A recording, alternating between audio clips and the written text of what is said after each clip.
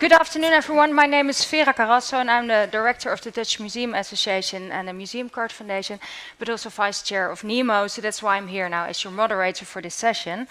In this session, we'll explore practical strategies for strengthening resilience at both the individual and organizational level. And we just heard a very nice example what they're doing at LEGO, but I'm very happy to hear what you're all doing.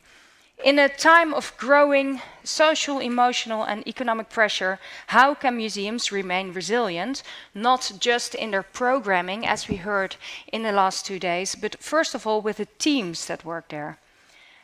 With limited resources and increasing demands, especially when dealing with traumatic content or working with vulnerable communities, you all know that museum professionals often push themselves beyond their limits. And I'm sure there are a lot of people here in the room who push themselves.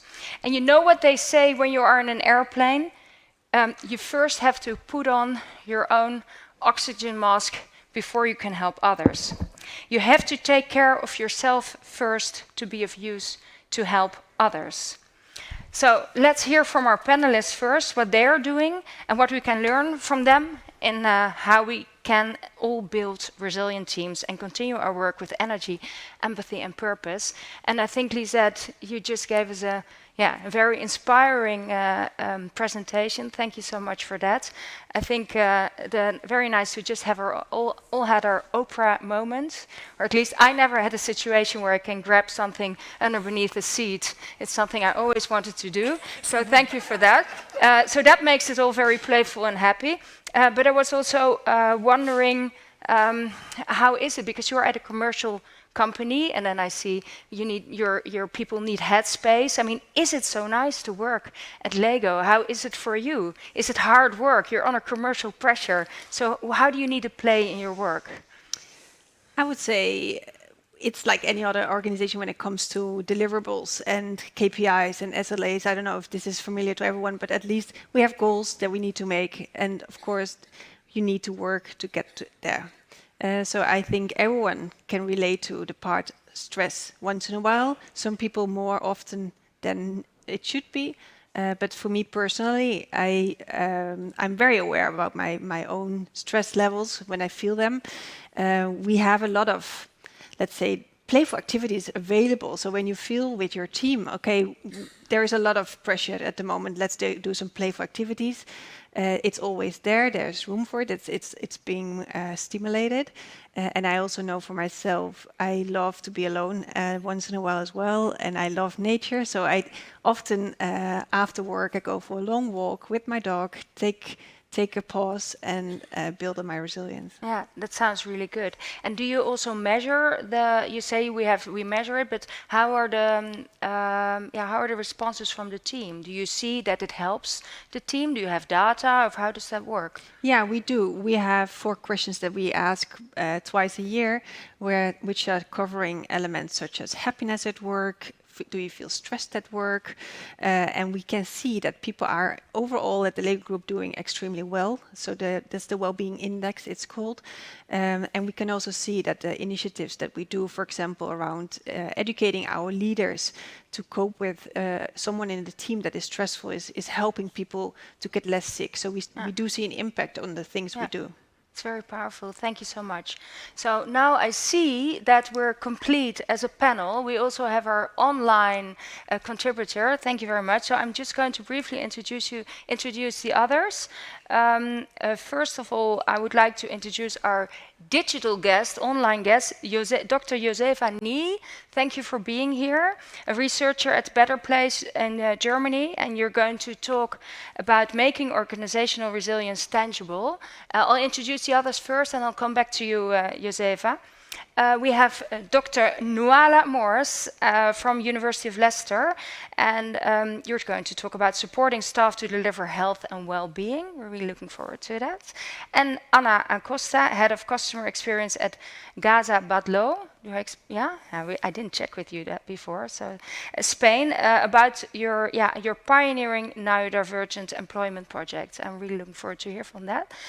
We'll end with that. So we first go to our online contributor, Josefa, I'll give you the word to you. You first give a contribution and then I'll come back to you. Please. Okay. Can you hear me? We tested this twice, so I'm confident that you can hear me, but We hear you well. Thank happy you it very works. much. Okay, perfect. Then I also share my screen to show you some slides, which should be working now, right? And yes, thanks for having me, at least in a giant two-dimensional way on the screen. I couldn't build a duck, which is very sad because I've never played with Lego. I should change that now. So I'm inspired from the first part.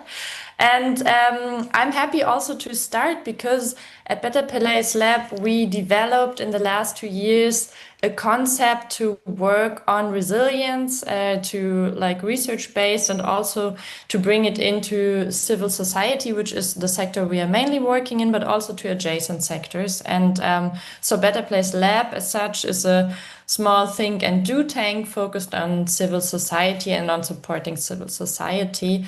And yeah, as I said, other sectors that are in the vicinity. And also when it comes to resilience, I think that the basics and the principles are quite similar, but yeah, we can talk about that in the discussion. So for now, I just want to present at first what actually is our concept, and maybe it also serves as a basis to discuss organizational resilience in the panel later, and then also how we implement it into practice, like a little bit, or how we support organizations in doing that. So maybe as a basis, and this is just for the German-speaking people in the room, the covers are only readable, but I try to translate it. So we did a lot of, like basic research on what does resilience mean for organizations, for civil society organizations, and published 3 studies about it. So one focusing on what actually is the concept of resilience and what are resilience resources we can make use of in our work. Second, also comparing non-profit and for-profit organizations in how they deal with resilience, how they understand resilience, and how they can learn from each other. And then the last study, like diving even deeper on how civil society can contribute to societal resilience, and that has something to do with paradigm shifts, with collaboration and other factors, but I won't go deep into that. But yeah, if you understand German, you can read it, or you can throw it into some translator that might work as well. But maybe to start with where we are coming from, focusing on topics that are relevant to civil society in one way or the other. So looking at civil society, we can say at first, civil society is a great, valuable crisis response resource, being able to mobilize people, resources, building up things much faster than governments and also companies are mostly able to do that. And it's also a great knowledge holder for social transformation. That means civil society is a room for experimentation, for trying out new things that can then come into the societal mainstream. That's the one side. And the other side is that civil society itself is also affected by crisis, money shortages or shortages of funding, people that overstretch themselves, that really do much more for a good cause than they should, maybe for their own well-being and health. And so we have this circle of engagement mitigating crisis on the one hand side, and then also crisis weakening engagement in civil society. And this idea of crisis, to see it as something that is that has different levels that are interwoven, is something that is basic also to our concept of resilience. So we would argue that personal crises, such as a burnout syndrome, for example, lead to organizational crisis when, through key personnel not being present anymore, not being able to do their work anymore, make organizations need to shift or to move into a crisis that they have to deal with. And if that happens in a big scale, so to say, it can also lead to a societal crisis if social infrastructure, for example, is overstretched. And the other way around, if we have a pandemic on a social level or societal level. We know all what it means for your organizations, how to adjust work, and what it means for each of us to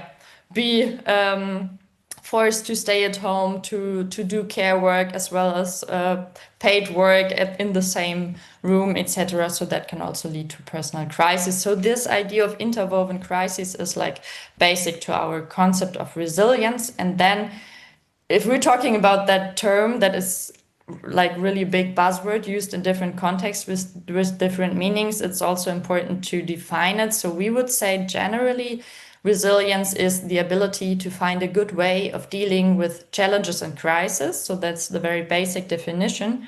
But as I said, we mainly focused on organizational resilience. So I want to bring that definition in as well, which is a bit more complicated, I have to warn you. So generally, we would say that organizational resilience is a learnable ability. And that's very important because it's not a feature you have or you don't have, but it's something you can learn, train, get better at. So that also, makes hope or makes it hopeful to deal with resilience as a concept and in practice. So that's the first part of the definition. It's a learnable activity of an organization to find a way of dealing with crises in order to remain capable of acting in the long term. And that's also very important because it doesn't mean there are no highs and lows anymore, but it's the capability of acting in the long term that's important, and the crises are part of it, and to go through crisis is part of it. And then again, the different levels that are important. To be resilient, it's important to draw on resources at the level of the individual, of well-being also, you could say, of their interaction in a team, in a collective, in a group, and the organization itself. So questions of structures, processes you have established in the organization. And if you put these aspects or these levels together, these resources together, you are then able as an organization to select action strategies to deal with the crisis at hand, whatever it may be. So that's also a very context specific thing. And I think in that context, it's also important to say that resilience of an organization is definitely not the sum of individual resilience. So it's not putting a lot of like strong and robust people in one room and then they all walk through the crisis, but it's more the idea of really interacting, communicating well, doing or conquering the challenges together. So that's very important. So we would also say that resilience on the organizational level, as I just said, is interdependent with how resilient teams are, how your individual resilience is and well-being is. And that's, I think, a very important idea that is not so prominent in resilience discourses, I know. And that, of course, can also lead to community resilience.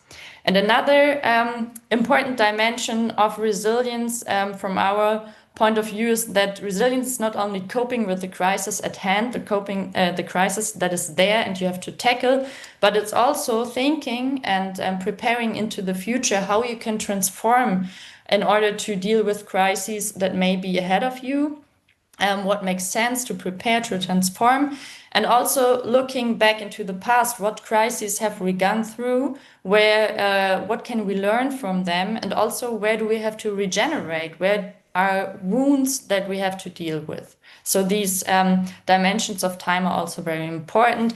And just a short glance, we made a study with 202 German civil society organizations where they should say how good they are in the different time dimensions, so to say. And you see the scale from very good to very bad. And a lot of organizations say, yeah, coping, the crisis is there, we can tackle it, we're good at that, or even very good.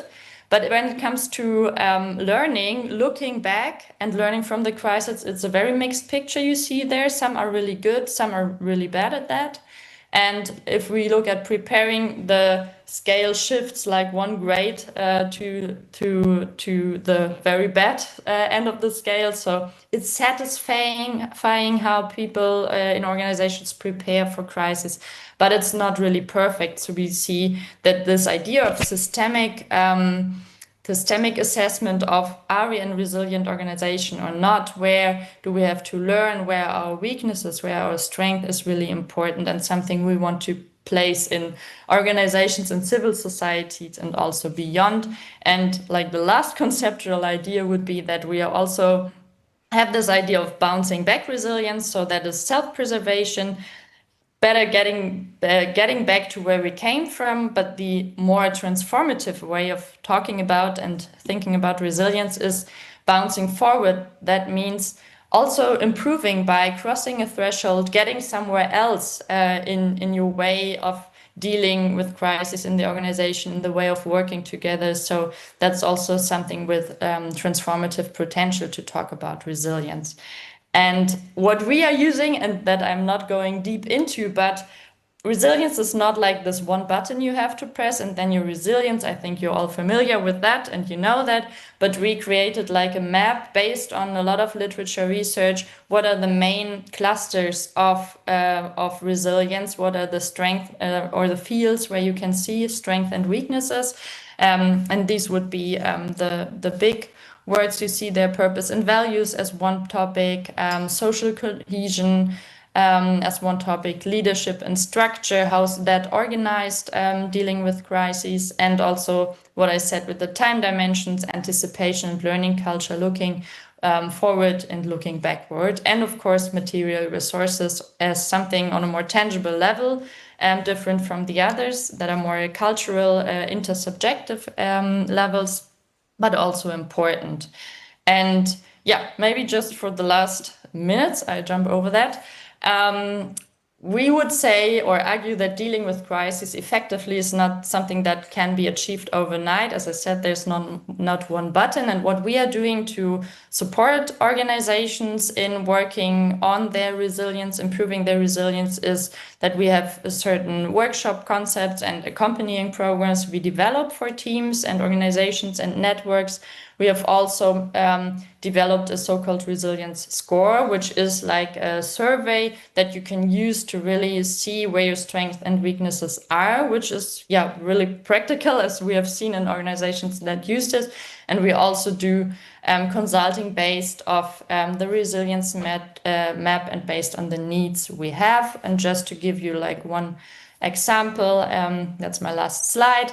At the moment, we have started an online course package for social entrepreneurs with Siemens Stiftung, which is a German foundation, for focusing on social entrepreneurs, mainly in sub-Saharan Africa and in the global south in general. And we build like a blended course where you can learn about those different clusters and also have some live calls for reflection, because we think this idea of reflecting about this topic is the first step to getting into practice. And yes, very short glance, but maybe we have a common understanding of resilience now, or maybe not. I'm looking forward to discussing that. And for those who can read German, you are invited to scan the QR code and see what we are doing and offering. Thank you. Thank you so much, Josefa.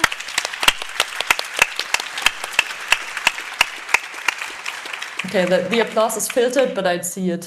I don't hear it, but I see it. Thanks. Yeah, you got an applause. Yeah. Can I ask you one question, and then we go on? You were starting your conversation. You're really talking about civil society, and you were starting with your research between the difference between profit and non-profit organizations. And of course, we have a very nice panel here because we have Lego sitting here in between all these museums. What is a difference? Because we just heard about the inspiring play environment of Lego.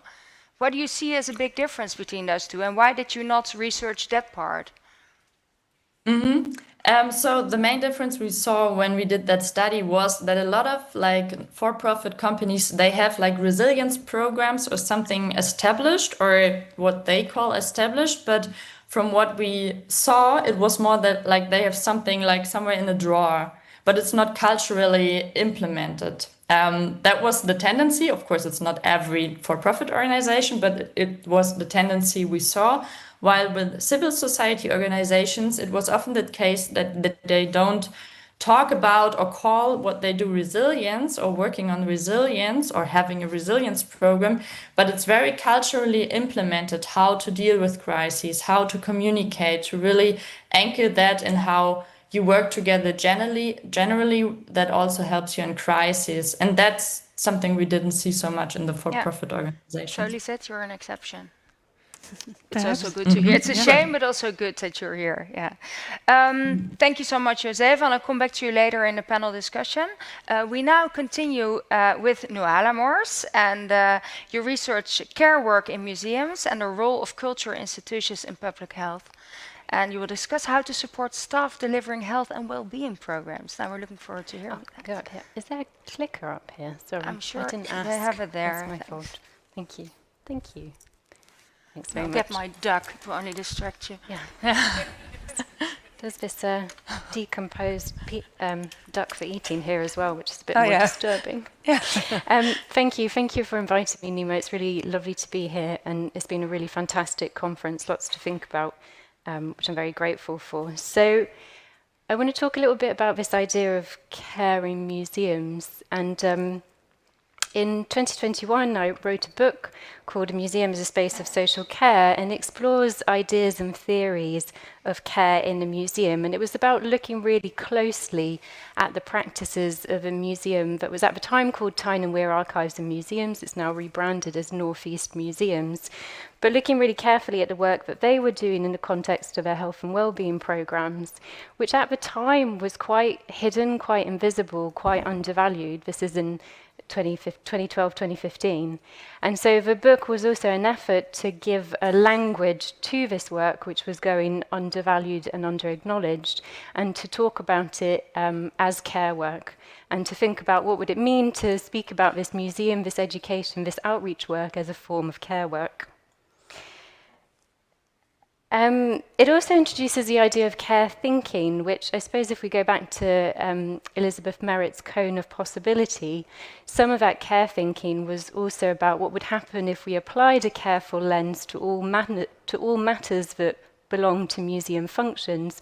What would a caring management look like? What would it mean to care for front of house or for our curatorial staff? So the book does some thinking around there. And it concludes with this idea of a notion of a space of social care, a museum that's connected into networks of community support and that is formed through these collaborations with their formal care sector. So where the museum is a link, a part of this chain of caring organisations. And I think what we've heard throughout the conferences is everyone's doing that in their own municipalities, regions, and through different kind of forms of collaborations. That's come out really strongly. It's also a way of thinking through care as a practice, as spaces of care, as logics of care, as ethics of care, and also this idea of cultures of care, which I'm very grateful to say a little bit more about today. And when I'm talking about cultures of care, it was about recognizing that care is a relational, it's embodied work, it's also affective and emotional work. And so this has a cost, so it can be both deeply rewarding and energizing work, but it can also be exhausting and very depleting work. And we know that from all of the literatures around formal caring works and informal caregiving, there are particular burdens associated to giving care. And we also know that this work is very gendered and is usually delivered by women. So, to share a little bit about the kind of support that's available, what we've seen in the UK with the development of creative health, and when I use the word creative health, which is a term that Helen and other colleagues have used, we've kind of amalgamated arts for health and museums and health into this broader term creative health, which encompasses the whole cultural and arts sector. But there was a report produced in 2024 which did a scoping review of all of the support, the psychosocial and wellbeing support that's available for creative health professionals. So that would also include museum professionals, but also arts professionals. And on this slide, you can see the kinds of support that could be available in organisations and that can help support those cultures of care. So from formal workplace wellbeing support, to peer support networks, to a really interesting, one of my favourite is the idea of personal budgets for wellbeing days. So the idea that your staff, they know best what they need for their self-care and their well-being, and where there's opportunities for those staff to manage their own budgets to gain the sorts of well-being support that will support them the best. And I think what comes out really significantly for me is the importance of reflective practice and the need for us as a sector to reflect together on how we're developing this work. But this scoping report also found that there wasn't enough, as often the case, that it wasn't always easily accessible, particularly to freelancers, and that it was often too generic to address creative health practice. So that some of this wellbeing support, it was great that it was in place, but it wasn't meeting the needs of professionals. So this is a kind of quote which I think has sometimes resonated somewhere in the conference, but I did a research project looking at the work that was developed by museums, health and wellbeing professionals during the COVID period. And this was a kind of sentiment that came out in a lot of the research. So this idea that, especially during COVID, but throughout this museum health and wellbeing work, museum professionals are coming into very close relationships with very vulnerable and sometimes very marginalized groups. And there is a kind of blurriness or an ambiguity to this work, and it doesn't have always very well-defined boundaries because this is about human connection. And so it's therapeutic, but it's not therapy. And professionals didn't always feel that they had the specific training and that there was a kind of consequence to this, as illustrated in the quote. What does it mean if you spend all these times having these conversations with people about trauma, but not being trained? We are starting to see emerging training, but I think there's still kind of a significant gap there. But also what we don't really know in the UK is broadly how many people are working in this area of work. So we don't really know the scale of the impact, and it's work that we're trying to develop. But in the absence of that, I suppose I wanted to think maybe with you together about museum worker wellbeing more generally. So our Museums Association in the UK ran a wellbeing survey in 2022. It was the first one they've ever done. And it presents some interesting but maybe quite challenging statistics, and I'd be really interested to hear if there's similar surveys from Europe.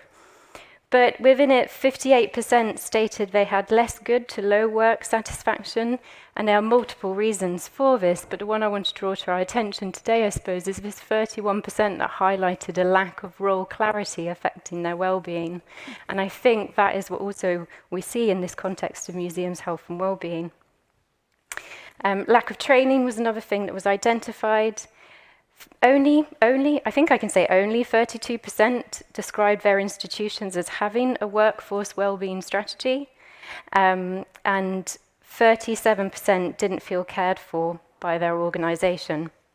There was a follow-up survey by the Association of Art Curators the following year, and within the art curators workforce, 75% of that workforce felt that their organisations did not take their well-being seriously. So I guess this question of culture of care is a really significant one, specifically if we look at the UK data.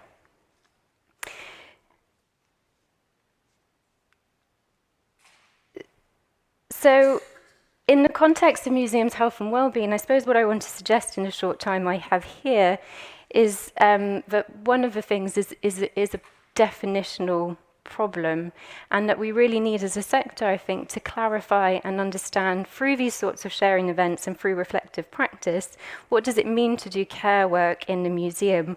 What are the specific knowledges, skills and competencies that underpin this work?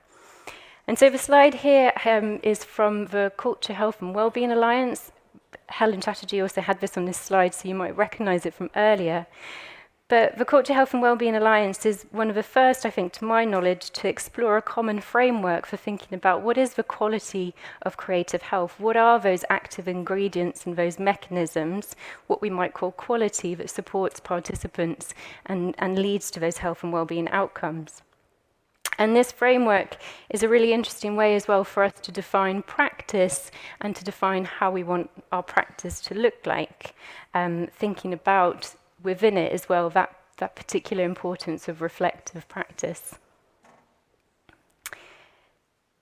So So I think then the question becomes, if we look at this question of quality and what makes the quality of caring experiences and the quality of caring work, then that also helps us to think about how we shape those institutional cultures. And there's probably not a one-size-fits-all, but for me, some of it is about that careful understanding of what the work is, and for managers to understand what their staff are doing on the ground, so that we can really think about the appropriate workforce development, support and capability building for the sector, for our institutions and for our staff. That's where I'll leave it. Thank you, Nuala. Thank you so much. Can I ask you a short question? You showed some, I have to say, quite worrying numbers. Have you any idea why these numbers, and you say they're even getting worse, or the second test was the 31% you said, and do you have any idea why people are so unclear about their role and about other factors of what they do? So the Museums Association Wellbeing Survey is available through their website, so you can dig into it kind of yourself as well. There hasn't been a follow-on survey. There's been a survey of art curators as a specific workforce group, and in that survey they found that there was even lower well-being and work satisfaction. You have to look at that whole survey across it. There are issues in terms of stagnating wages, in terms of workloads, particularly high workloads in the museum sector, and people are not feeling able to cope with that, and I think there's a lot of stress around that. But this idea of kind of role ambiguity seems to come up. So that survey is not specific to museum health and wellbeing work. It's not even really specific to learn. It looks across all of the workforce. So it's hard to disentangle exactly, but it's obviously from those statistics a sector-wide concern, certainly in the UK. Yeah, thank you so much for now. We'll continue the conversation later, but first I want to give the floor to Anna Acosta, Head of Customer Experience at Casa Batlló, and you will tell us about your pioneering neurodiversity employment project, so I'm looking forward to it. Anna.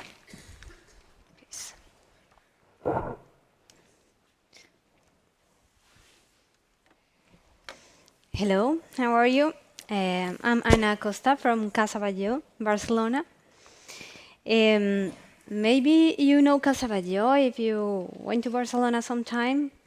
We are in the main road of a city of Barcelona. We are one of the most visited museums in the city.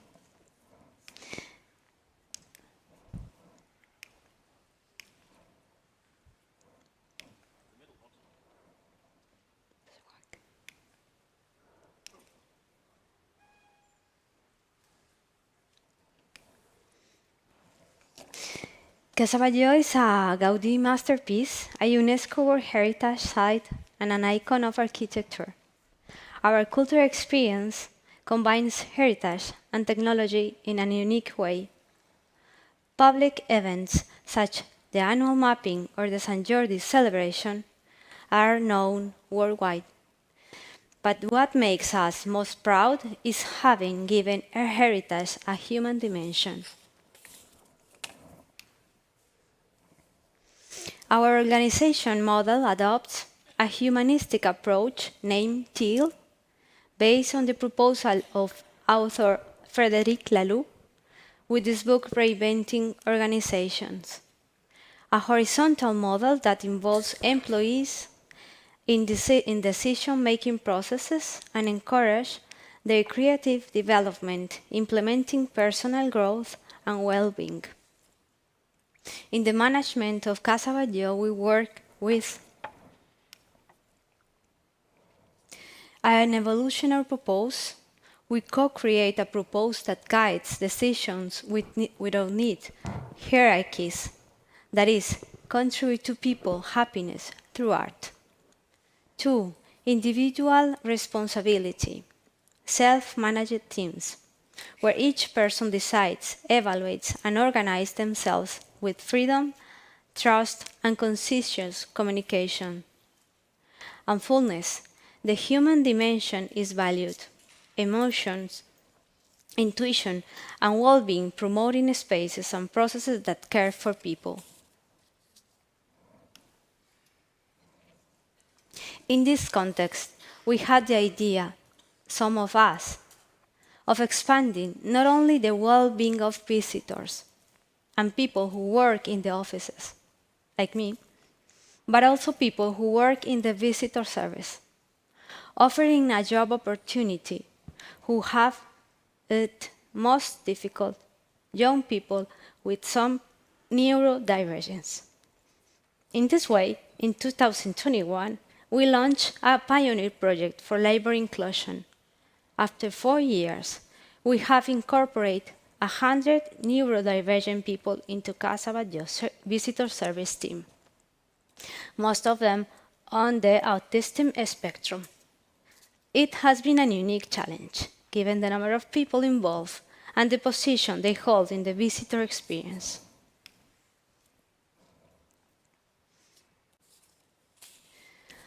How did we achieve that?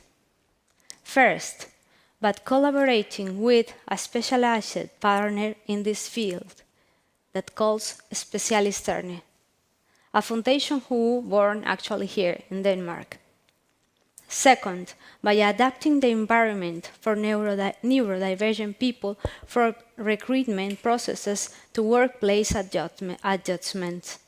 And finally, with comprehensive support tailored to each person's specific needs.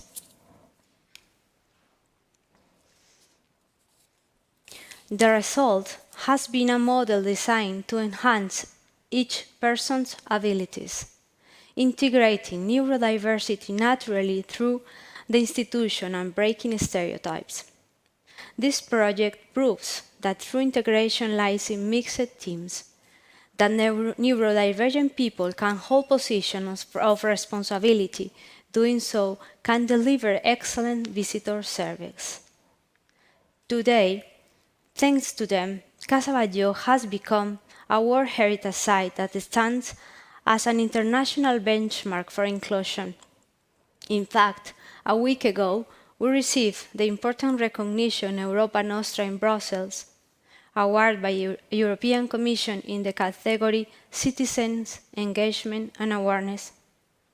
And we are super happy for that, but we have the responsibility of sharing this model with this world. We invite you to watch our campaign, Neurodiversity with New Eyes. That is a series of interviews offering a new perspective of neurodiversity. I hope you discover the richness of difference. We are convinced that heritage not only preserves the past, but can also help build a more human and inclusive future. And there is some video. Welcome to Casa Batlló, a World Heritage Site that in 2021 decided to take its commitment to inclusion to new horizons. Since then, we have integrated 100 neurodivergent individuals into our visitor service team, most of them on the autism spectrum. This unique initiative at a universal monument has been made possible thanks to close collaboration with Specialisterne, an organization specializing in neurodiversity. Today, 85% of our on-site staff are neurodivergent, performing key roles throughout the cultural visit experience and in our store. During this time, visitor satisfaction has increased as we share the value of inclusivity with millions of people from 130 countries. Together with Specialisterne, we have reinvented our talent recruitment, training and support processes, applying tailored and personalized measures at every step. We have adapted different roles to individual abilities, providing assistance and support at every moment. We are driving a commitment to diversity that aims to inspire institutions worldwide. This pioneering social sustainability initiative moves forward with a people-centered focus, and the journey has only just begun. Thank you very much.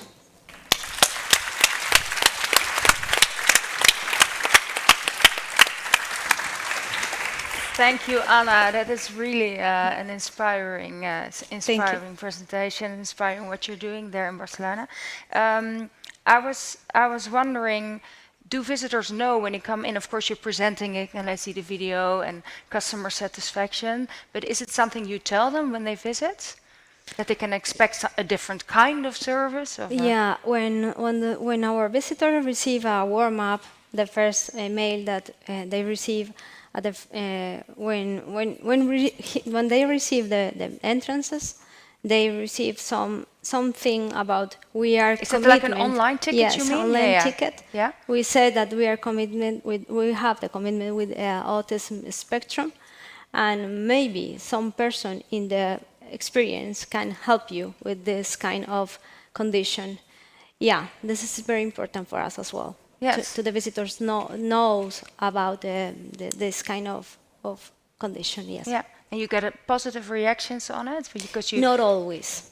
Not always. No, always. No. It's a challenge as well. Yes. Yeah. But yes. we saw in the video, in general, In you always have it's some good. crazy types, in general, right? It's good. Yeah. But in general, the satisfaction went up. Yeah, and people the are really satisfaction was good, but it's difficult that the people normally understand that not all of us are the same, are equal. Yeah. And you're head of customer experience, so you're the boss. But you're also talking about, I'm using that word, of course, on purpose, because this is also about a horizontal model. Yes, I know. So, and when I say you're the boss, you're like, no, I don't want to. But you are I mean, how does that work? No, we work like we are a team. We are like 6, 7, 8, 20, a lot of people in the offices and a lot of people in the cultural service. Yeah, we decided together. You decide together? Yeah. And is that, do you think, a model that could also work in different places? Of course, in every place, yes. Yeah. In every place can work. Mm-hmm. Yeah, I'm pretty sure. And is it not that at some point, I'm just challenging you, of course, that at some point someone needs to make a decision? How does that work then? It's like a democracy process. Yes, all of us can decide, like with a vote, and that's it. And is it often necessary that you do voting or yes, against? Normally yes. Yeah? Yes. Okay. Yes. Very inspiring. I was really when we're talking about. I wanted to come back to the. It's also a lot about caring, huh? To make a bridge a little bit to Nuala. I think what you're doing is also you're talking about caring management.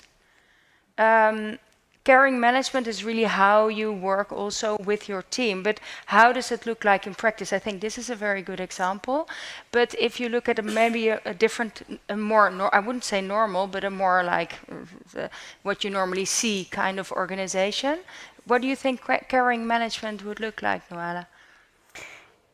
Yeah, so I think one of the ways in which management can care is about understanding what the experiences on the ground for whatever staff. So, a lot of museums will have the director on the shop floor or in the galleries, taking on those roles. But I think understanding this museum health and wellbeing work, you also need to understand what is the commitment to that work and what does it feel like and what does it look like for people that do it day in, day out, so that they can better understand how to support their staff. I think what I've also noticed in my research is that it's also important to think about all those different layers of management. So within the health and wellbeing work and colleagues that I've spoken to, those middle managers who are working for the teams that are doing the delivery work are also absorbing a lot of stress from their work, from their teams. So they're carrying the stress of the workers who are doing the delivery work. So we mustn't forget those middle managers who I think are also carrying a lot of that burden of care for colleagues within their organisations. So I think the importance of empathic leadership is also one that we hear about a lot in the museum sector.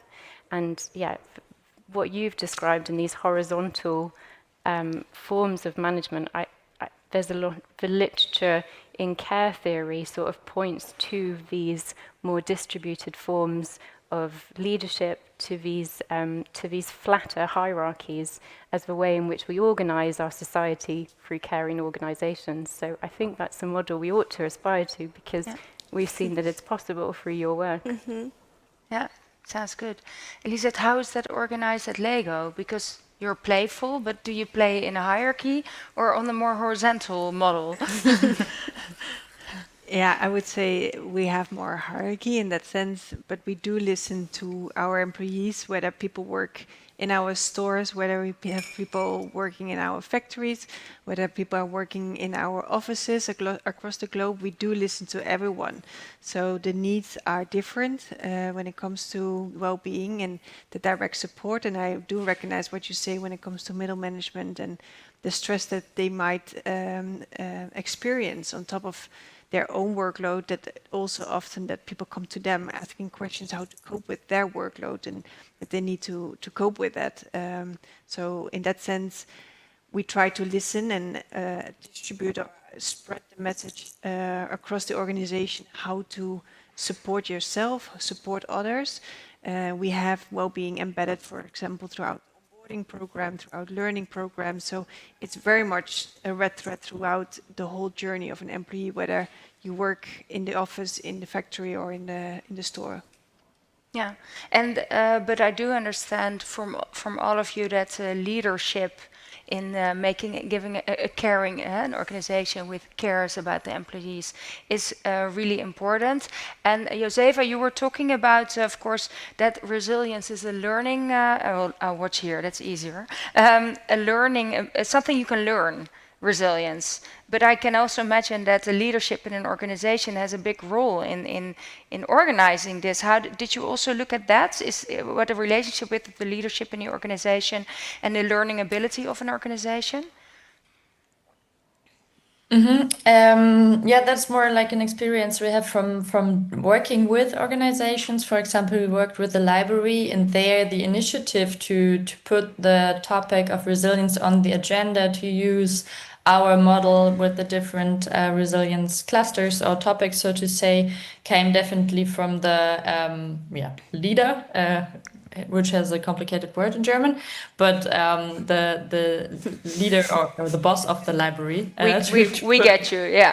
Simple, yeah. And so I think that's very important, that the whatever kind of leadership you have installed, that the people who are responsible for leading the organizations are behind that idea. I think that's very important if you want to go into a systematic process of improving resilience or well-being. And it also has to do with what level are you working on. If you're working on the organizational level, I would say it's mostly important. If you're more on a team level, of course, it could also be the team leader, or in flat hierarchical team, the team that decides together, let's focus on that topic. So I think it also depends on the way of how leadership is organized. But I think to have leadership in front of putting the topic on the agenda is really important. Yeah.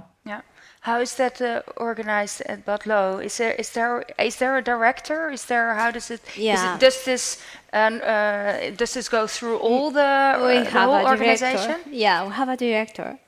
Actually, the house is a private house. It's the only Gaudí house that is a private house, because the rest of the houses of Gaudí in Barcelona, they are from the ayuntamiento or the department.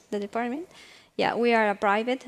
The family work with us actually, and the director is one of a part of a family. But they are super involved in the organization. You mean that they're still living there? Or not? No. No, sorry, I was just... No. We work there. Yeah. The offices, we have the offices there. But no, they don't live there. No. Okay. No. Yeah, but we have a director, yeah. No, but you said he's part of the family and all the apartments, so I was a little bit confused. No. But you mean a part of the family as a family of the organization, you mean then? Yes. Okay, then I really thought there was a family there, so that's why I was a little bit confused. So that's really, actually, it says something that you call this organization a family. That's very beautiful, I think. but of course, we are. Lisette was already being from a commercial company, a playful commercial company, talking about KPIs, key performance indicators. I think it's even a word that we know in the museum sector, because there, of course, are a lot of goals we have: attracting visitors, be for special groups, make beautiful programs, make sure. So we have a lot of objectives. But how do you balance the care for your staff with the pressure to deliver on these ambitious goals we have as organizations, both profit and non-profit? I think it's a challenge. Who wants to react on that? I think as the vision from the Lego Group and then working with Wellbeing is that doing well for people will contribute to business results. So in that sense, it's not that we have the KPI on the business results from a well-being angle, but that we know that taking care of your people will contribute to better performance business. Yeah, so it's part of your organizational model. Yes, of course. Yeah. And how do you think that smaller organizations, I know there are a lot of museums here who don't have someone special for care, so you have to do it on the job. How do you think they could learn from your experiences and your research you've been doing? Josefa, can I ask you that question? So smaller organizations, do you think it's also possible? I mean, you're talking about the impact from an individual to an organization to society. It's a big impact one person can have if you look at it like that. But when you're a small organization, how can you organize this? Yeah, I think there are different levels of really systemically committing to the topic. And I would say, at least if you just start talking about it and talk about, like, maybe take a model as we have ours, but there are others, of course, one that fits your approach, maybe just put it, like, literally put it on the agenda and talk about it, make it a topic, because I think it raises the sensitivity about those topics in the first place, which is really the first and most important step.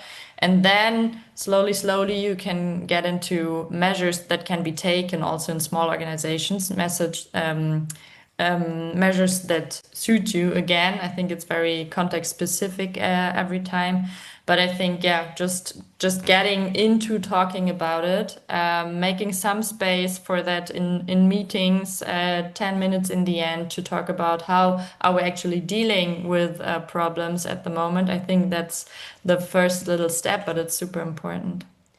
I have some answer that is not my answer actually, but and the European Commissioner said last week when we received the prize some words that I bring here because I think it's a good, like, for me it was inspiring. And he said, Glenn Mikhalev said, well-being is not an absence of illness. It is a presence of rich, inspiring environments where people can connect, as you said, where people can create, and also you said, when people can feel at home. And I think it's the most important, when people can feel at home. For me, was like the reason that we are open the house for visitors, but also for employees.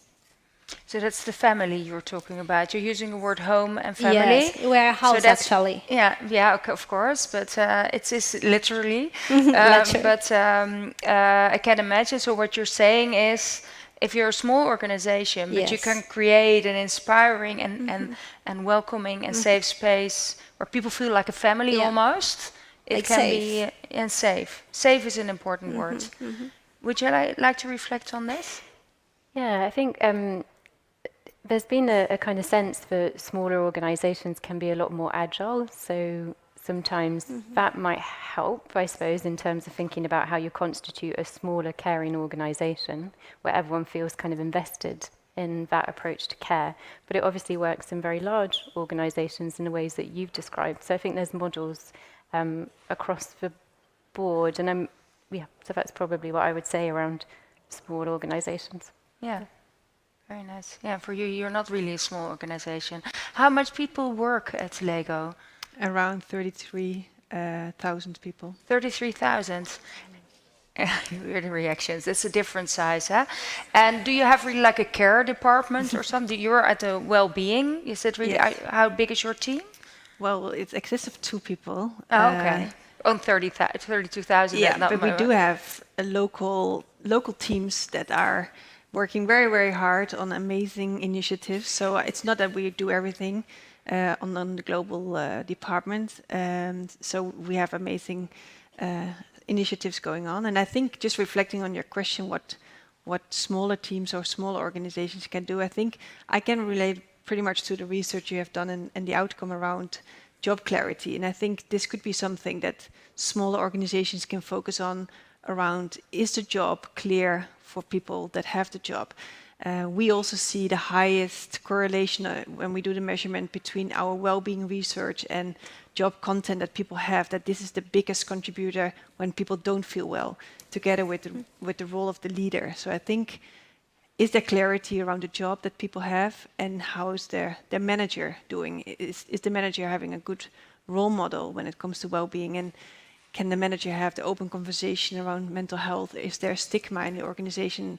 Pretty much what you said around the culture, and can you talk openly around well-being? Yeah, I was actually a little bit surprised that you said in your presentation that the boss is more important, the relationship with your boss is more important than the relationship with your romantic partner. I actually looked at my colleague there in the room like, oh my gosh, is this the impact I could have?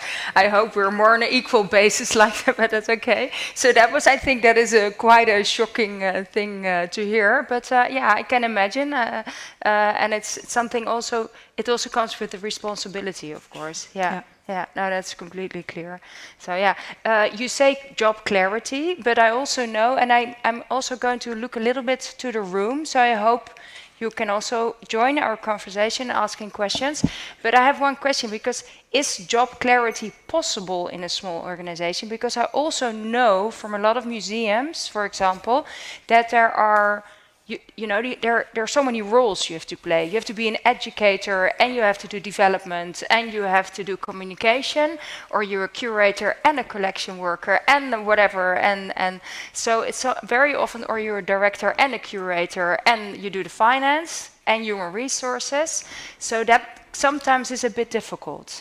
So job clarity is nice, but sometimes it is tough. So I saw a hand there. Maybe someone wants to reflect on that or ask another question, and we come back to it. It's okay? Can you call your name and where you're from? Yes. I am Paloma Muñoz Campos from Madrid, Spain, Museo Nacional de Artes Decorativas. I had a comment for Ana. And first of all, felicidades. Gracias. Congratulations for the project and for the whole thing, because I think it's amazing. I've been going through the podcasts and I love it. Thank you. And I have a curiosity. You said that the director is part of the family, of Batlló family, I guess? No, for the heirs or for the people that bought the house, right? They bought a house like in the 1960s. Yeah, this is a family from Barcelona that they bought the house, yes, but not the Batlló family. Okay, thank you. And the other curiosity is how you got in touch with a specialist and the funding for do this whole thing comes from? We try to make a proposal for the company, and in this proposal, as I said.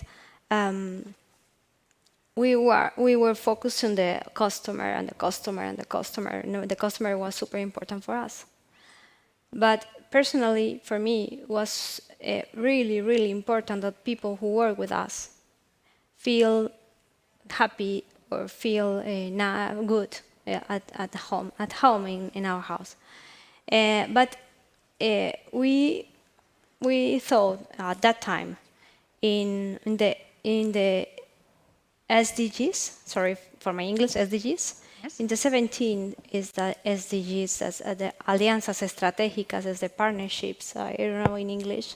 Because I think You mean that your social development goals? Yes. Yeah. Because we believe that we are not like experts in everything, in all the in all the aspects, and we have to contact the experts in education, in customer experience, in every part of a museum of our house, and also for this. And we are not experts in this field.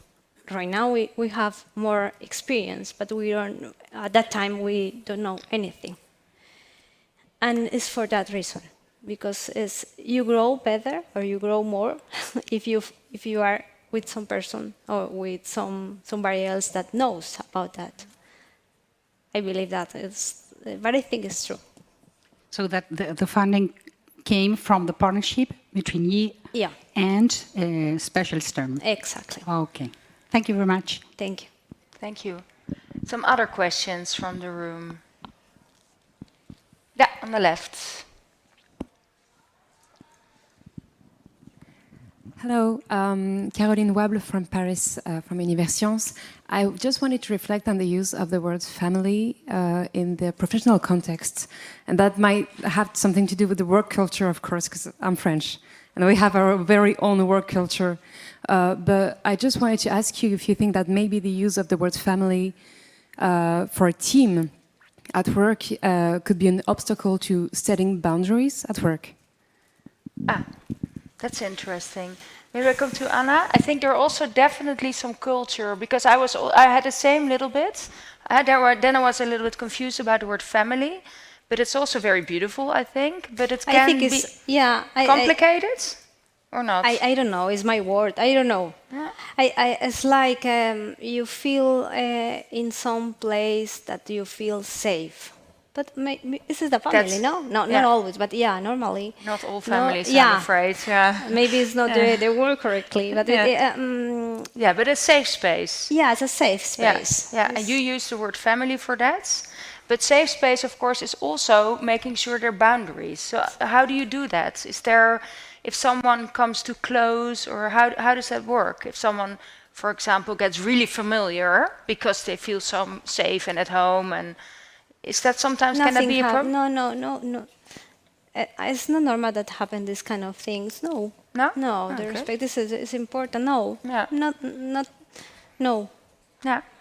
No, it's very good, I think. But does someone else want to reflect on this? Because I think it's an interesting topic. If you're creating a familiar atmosphere, but at the same time it has to be a safe space where you have boundaries, it can be if you talk about a caring organization. Yeah, I think there's similar challenges to using the word care, and it is it's a very gendered word, so it's seen as very feminine work, and that can be really great, and it can also cause barriers to other people wanting to engage with this, and it's often dismissed as women's work and is undervalued. So I think it's a really powerful word like family, but it comes with its baggage in how people interpret it and how people engage with it. But for me, you say a feminine word, that also comes for me with a baggage, because that is also, of course, culturally. Sorry, I'm just challenging it, because I think, why is that feminine? I know a lot of caring men, for example. Well, most caregiving is done by women and is done by people of colour, so that's kind of statistically, it is kind of women's work, and I think that's why feminists have written about care theory. But of course it does involve men, and it must involve men, and we have to think of kind of caring across in that way. So you're right to challenge. Yeah. I know I'm challenging something which is already, but it's, But just to go back really we have to mention it, that it's not normal, to make it not normal, I think, But to go back to that, to the question of boundaries, I think I've been thinking about it a lot, and I think in the context of the work that we see in the UK, I think we do need to talk about boundaries, and we do need to talk about how do we professionalise this work, and how do we professionalise it in the right way that keeps staff well and safe, but not so much that we take away everything that was human about it and everything that was caring about it. So it can't all just be about templates and tick boxes. It has to be about that human connection. But I think we are also talking about, what does it mean if you are working in a hospital and you're working with people who are very ill, and you're having lots of conversations day in, day out that are really heavy and that feel really heavy, and where do you kind of draw boundaries for your own self-care, but also really practical ways in which you draw boundaries, like you might not be sharing your personal details with someone who's coming referred through a community health centre, because that wouldn't be appropriate in that particular context. So there's practical boundaries, and then there's also the kind of self-care and well-being boundaries. Yeah, no, that's clear. If you look at yeah? Sorry? I try to add on. Can I add on that? Yes, please do. Yes. I think I wanted to mention that one important resilience resource is diversity, because if you have a diverse team, of course, there are more perspectives in the team, and you can come to different solutions for whatever you have to deal with, on the one hand. But on the other hand, of course, diversity comes with different ideas of boundaries. So I think that's definitely a challenge to bring those two together. So like being a diverse team in an organization, which is good, and then also like really finding the boundaries that match each and every one in the team, and whether it's more like a tight family setting or something else, you have to figure out. And so I think it's very important to have this discussion about boundaries, diversity, and how we want to work together, and to stay in communication about it. Yeah. Nuala, you were talking about the topics. If you're working in an environment with difficult topics, it is even sometimes more difficult. If you think about the playing environment, or a happy environment, how do you think it can connect? And maybe I'll just ask you the question. You're looking at the museum sector. You're not from within, but do you think the serious playing can work also for example, a museum which is focused on a war theme, on a very heavy theme? Yeah, absolutely. I don't think the play part is always about making jokes and laughing, but it's very much around. Oh, there's something with the microphone. Is it? Yeah. Okay, we'll continue. It's pretty much around also to look at different ways of approaching a topic. Yeah, that's better, I think. Thank you. I think also reflecting back to Mess's presentation around the different elements that you could integrate in your approach that is connected to play, in the way you approach it from not a playful perspective when it's about sadness, but more about reflective perspective. So I think in that sense you can interconnect learning through play in all kinds of topics, whether it's a sad topic, whether it's a difficult topic or political topic, you can integrate it in different ways. Yeah. I'm looking at the room again. Any questions from the room? I don't see a hand, but I see there's someone pointing there. Yes. Just going to stand up because I can't see it. Thank you. My name is Lucia. I'm from Lithuania, and I really like the idea of a wellness budget. It's wonderful. But when you have board members, when you have management, how do you go about convincing them? Is there some specific research I could quote to, Is there research we can quote? Thank you so much. The wellness budget.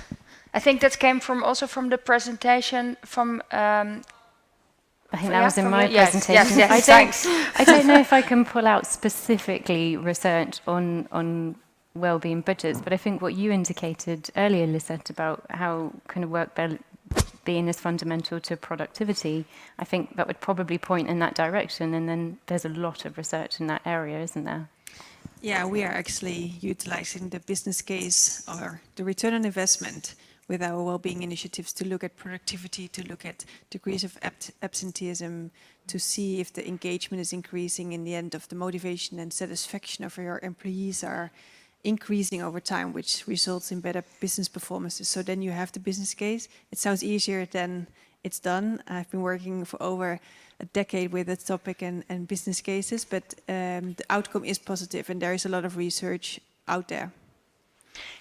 Yeah, and the good thing is that, yeah, I wanted to say that I spoke to you because there's so much research being presented on this conference in the last 2 days, and I think it's very helpful if we can ask NEMO, and I spoke to Julia about it, to to have a sort of a one web page where all this comes together, because it's very useful for all our, not only to go to our boards and directors to make sure that we have a wellness budget and to prove that this is important, but also to do public affairs and for the other part which we talked about earlier. But Julia, you have a question. You had a question, Kasama? Yeah? Okay. Just a very short question. Evelyn Keindl-Ranzinger Yeah. from Austria to Anna.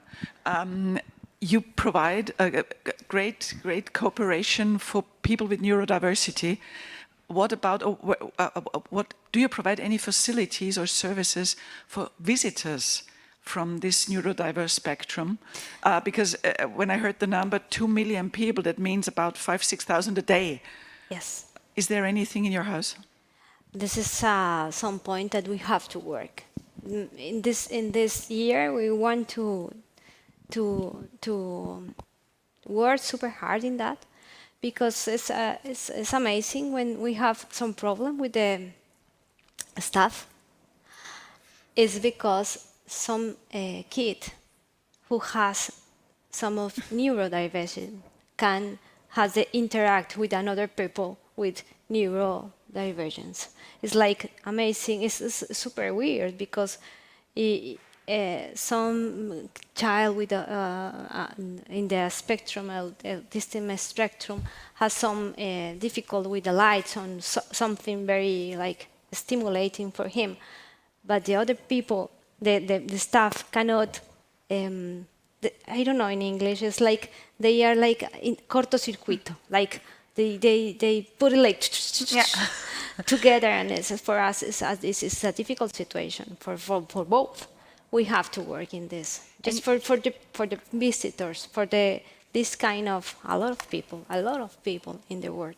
Yeah, because you said you have a room, for example, without. Yeah, but for employees. For employees, not for but the not visitors. for the visitors. Yeah. Yes. And it's probably always very busy then when you have so many visitors. It's super busy. Yeah. Sometimes. Yeah. Yes, in August and July and on December. Yes, it's super busy. And we have to work in this part. Yeah. Yes. Because you're telling this story about your employees, do you see it also attracts more people who are neurodivergent because they draw? Yes. Yeah. Yes.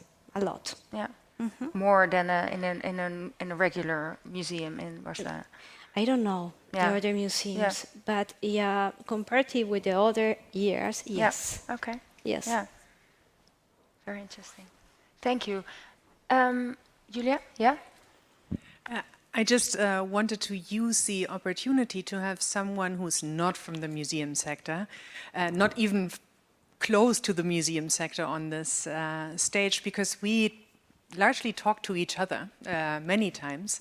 So, Lisette, have you, in the well-being, being responsible for well-being at LEGO, have you ever considered to bring people to museums?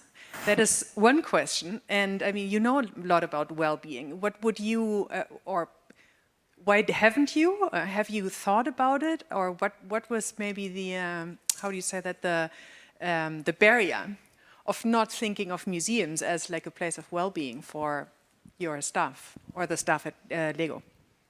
Yeah, thank you for your question. Personally, I've actually never thought of the idea to have museums part of the well-being strategy.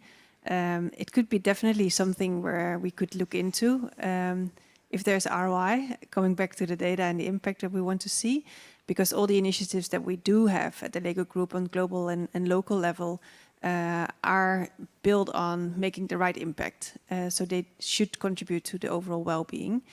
And I do think personally, also connected to play and the impact that play makes on well-being, I do think that museum have a good impact on well-being, connected to creativity, stepping out of the workspace, For example, we have 2 free days around volunteering available at the Lego Group for all our employees. This is something that is also in the sense of not only contributing to the volunteering work itself, but also for people who are doing volunteering work, contributing to well-being. So in that sense, I see a close connection to going to a museum and well-being. Yeah, thank you.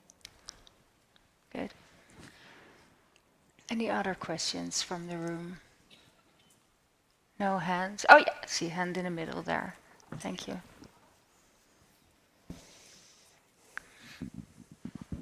Thank you. My name is Totio Christoph, and I wanted to ask, because Nuala, you were talking about the situation in England, why the well-being is not very easy to be achieved among the teams in the museums for different reasons, and here we have a very good example of how this is achieved in different corporate or museum situations. And my question is, did you observe a situation in which it was, let's say, the well-being wasn't very developed, and in the next moment something changed? I don't know, a leader or smart democratic people made a team and changed the well-being situation in a museum. Thank you. Thank you. So I think the museum that I speak about a lot in my book, which is now called Northeast Museums, that has been driven by middle managers and the kind of cultures of cares that they've created within those teams. And I think that has had a ripple out effect. And then I've seen other organisations in the UK where it's come from the top and there's been really kind of leading from the front and thinking about that empathic leadership and how you strategically embed health and well-being work, but also a kind of culture of care. So I think it happens in different ways, organically, but I think strong leadership is important in this area. Okay, thank you. Anna, can I ask you, is there something, sounds really like a brilliant, I think we're all jealous, it's very inspiring, it's a beautiful project. Is something which is not working, except from the visitors you were saying you have some challenge there, but is it something you would really think, a thing you learned from a mistake which was made in a project which you would do different, which you can advise us? During the process, the most difficult part was ourselves, our team, our main team, our management team, because our fears, because we are used to visitor service is smiling and eye contact with like a posture, like relaxed postura, relajada, like something nice and yeah, hello, wherever.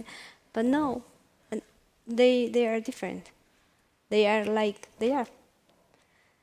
And for our team was super difficult, and they say this initiative was impossible.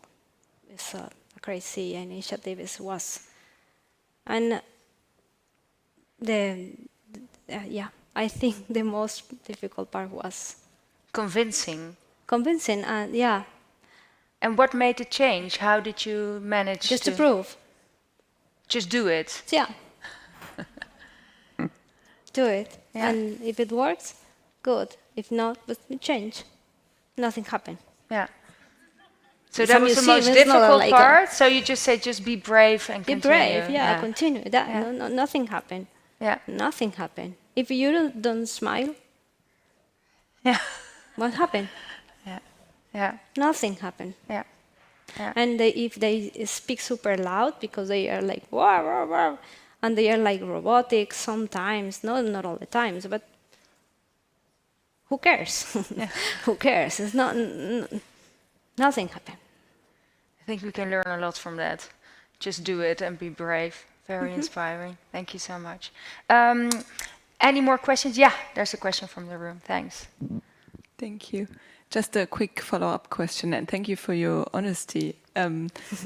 What was that maybe I missed or already forgot it and you mentioned it, but what was the time frame? When did you have the idea to start this, and how long since then, like how long did you train? How long did it take to integrate and take the whole team with you on this project?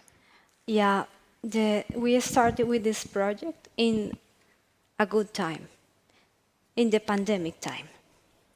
Was very good, yeah, because we had a few visitors, like 200 visitors per day. That is nothing for us because we are big. And in this context, we can put this project, start this project. Right now, will be very difficult right now.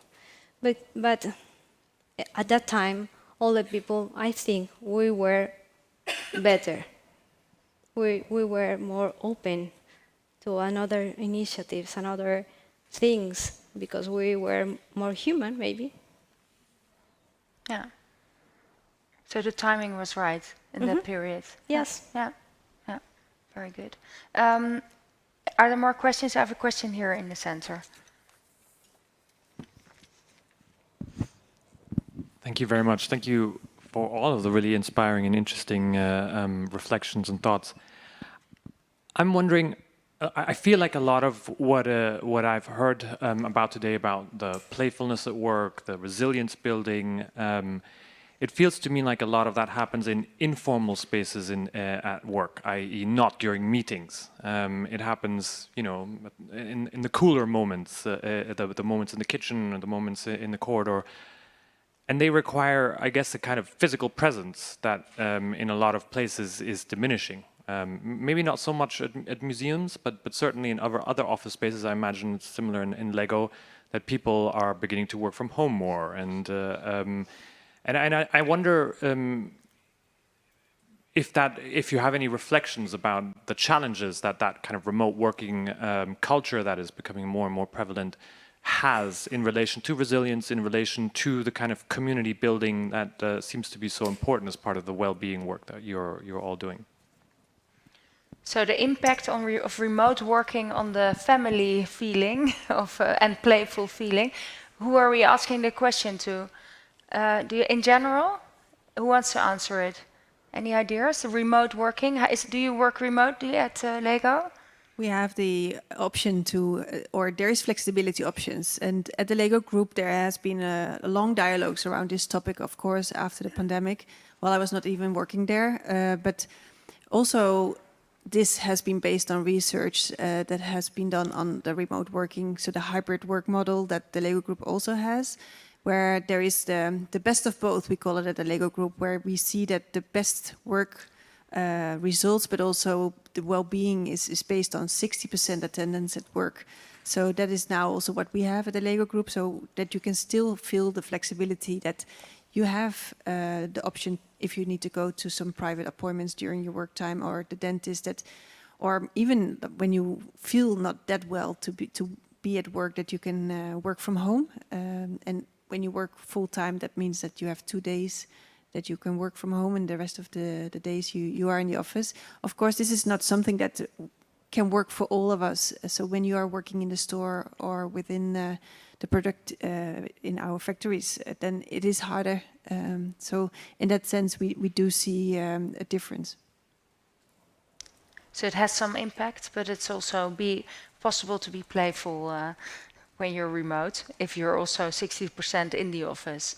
Yeah. And is the 60%, is that based on research, or is there? Yeah, it's based on research. Oh, yeah. Yeah. Yeah. Interesting. I don't know if there are any more questions from the room, but I'm going to wrap up with one last question to all of you, actually. Is there one small change any museum could make tomorrow to better support staff well-being?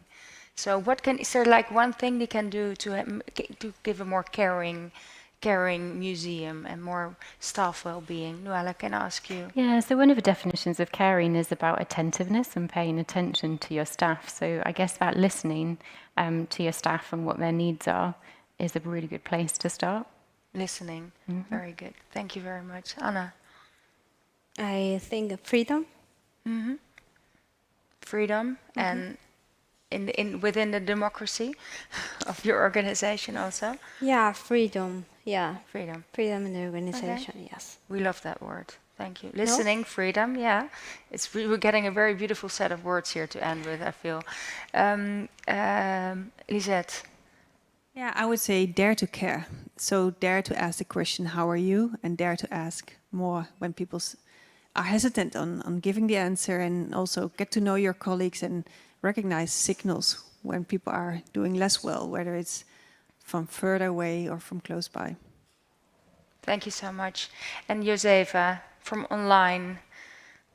Yeah, I can perfectly add to that, and also maybe give a practical tool idea. I'm pretty confident that you also will find it in English. It's called writing a user manual for yourself, and it's a list of questions about how you work, what your triggers are, how you can deal with criticism, things like that. And that's something you can do as a self-reflection exercise.